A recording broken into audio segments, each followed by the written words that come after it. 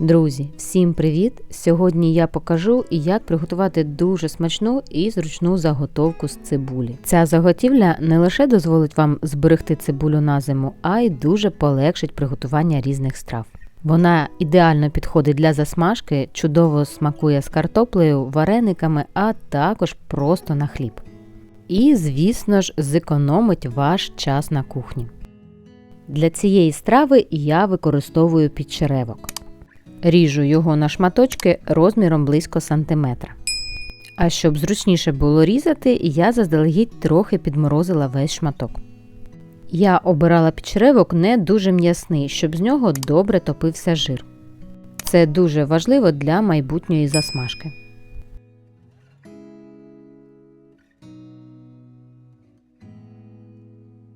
Шматочків ось такого розміру буде цілком достатньо. Тепер я беру товстостінну каструлю, можна взяти чавунний казан або гусятницю. Така посуда рівномірно прогрівається, а жир топиться в ній просто ідеально. Тепер переходжу до цибулі. Пропорції в мене 1 до 2. Якщо я беру кілограм підчеревка, то на нього буде йти 2 кг цибулі. Цибулю я ріжу не дуже дрібно, адже вона все одно буде томитись і розмір шматочків не має значення. Каструлю з підчеревком відправляю на вогонь і даю жиру витопитись. Час витоплення жиру може бути різний, адже все залежить від того, наскільки топке у вас сало. Ступінь обсмажування шкварочок ви також обираєте самі. Ви можете зробити їх м'якими або більш підрум'яненими для виразного смаку. Коли жир достатньо витопився, я додаю цибулю.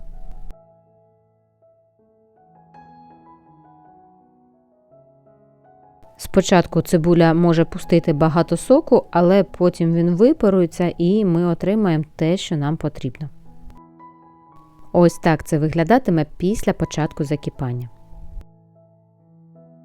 Коли цибуля стане прозорою, сік її частково випарується, а сама вона набуде м'якої текстури. Саме тоді я додаю 1 столову ложку цукру.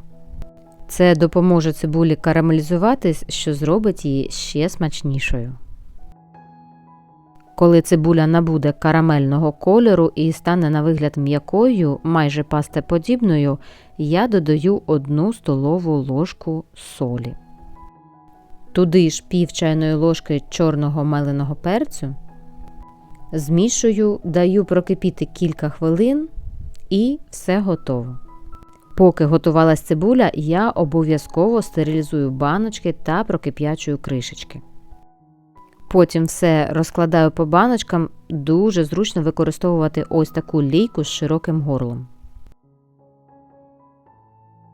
Далі до самого верху заливаю жиром, це дасть змогу заготівлі зберігатись дуже довго. Далі щільно закручую кришечкою та залишаю на столі охолонути до кімнатної температури. А після цього ставлю у холодильник на зберігання. Зберігається така заготівля в холодильнику дуже довго. За необхідності відкриваю нову баночку та використовую її впродовж тижня. Саме тому дуже зручно закривати в баночках невеликого об'єму. Ось і все, друзі, все готово. Тепер у вас є чудова заготовка, яка виручить вас не лише взимку, а й зробить ваші страви ще смачнішими і легшими у приготуванні. Смачного, друзі!